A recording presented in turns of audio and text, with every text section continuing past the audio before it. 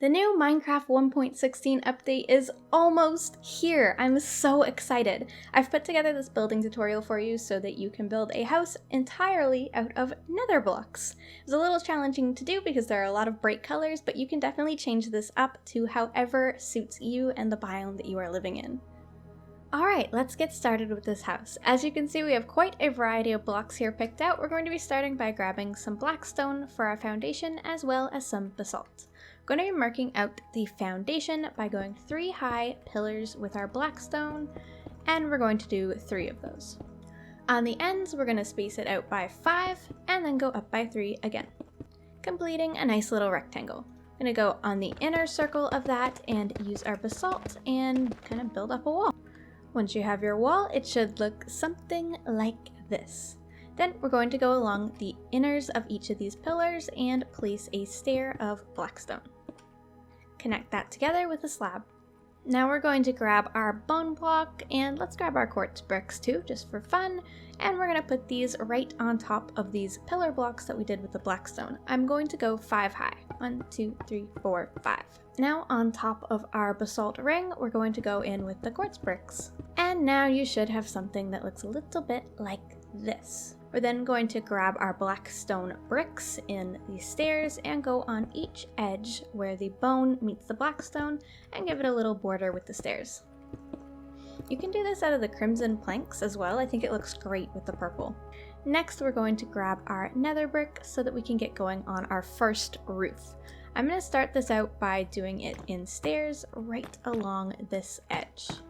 And same on the other side. Then we do an upside down stair, and a right side up stair, and an upside down stair, and a full block, right side up, upside down, and I'm sure you guys get the pattern by now, right? At the top, we're going to put a full block and a full block and cap that off with that little rounded edge right there. Then we're going to go to each of these right side up ones, and we're actually going to flip those upside down to give it more of a spiky look. Then all we have to do is repeat it on the other side. Simple.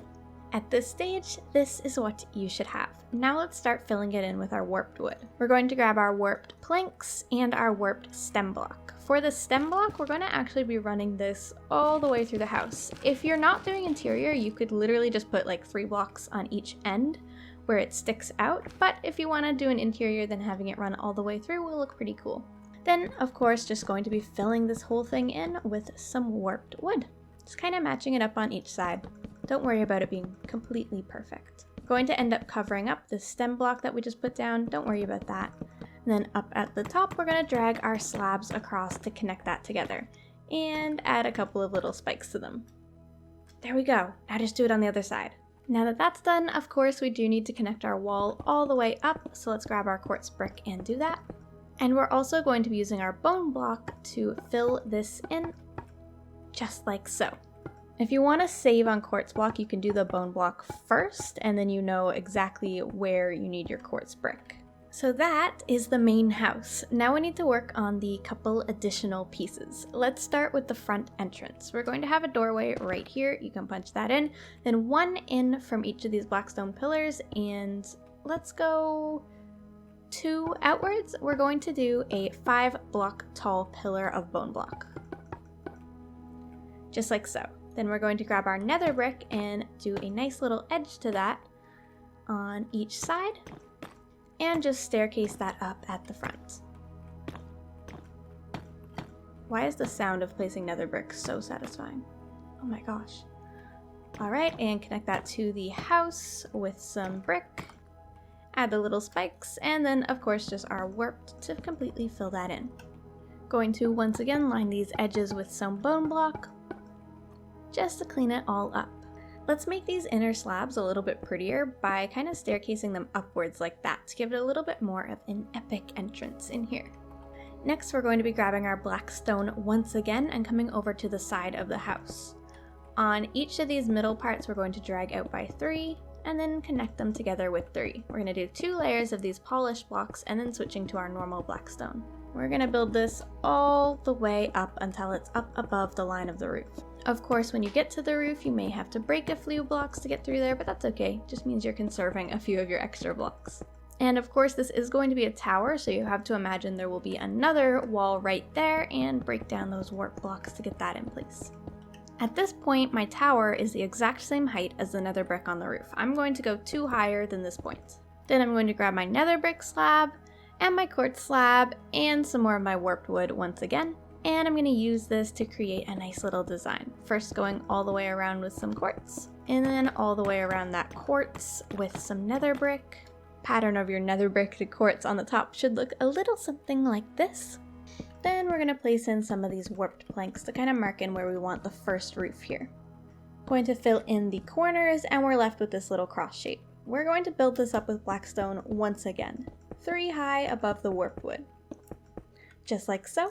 And then grabbing our nether brick stairs and adding an upside down and a right side up one on each side. Going to connect that together with 2 slabs. And then we go in with our warped planks. Of course, smoothing this off with a stair. There we go, that's the roof. We can of course smooth this out as well. Just adding some stairs maybe like so. Planks. Yeah, just kind of make it an official nice smooth roof in whatever way that you want to do that. I think that looks good. I'm going to turn my attention back to the front for a second and grab some warped fence and stem because I do actually want my stem block to come through this roof as well, just to match it. And I'm going to be using some warped fence off of these to hang a soulfire lantern. Let's grab that. You could also use chains if you wanted to. I like the look of chains, but the blue, I'm just in love with that blue color. I'll get over it eventually. Alright, now that we have a main house, an entrance, and a tower, it's time to work on that all-important portal that has the lava decorations.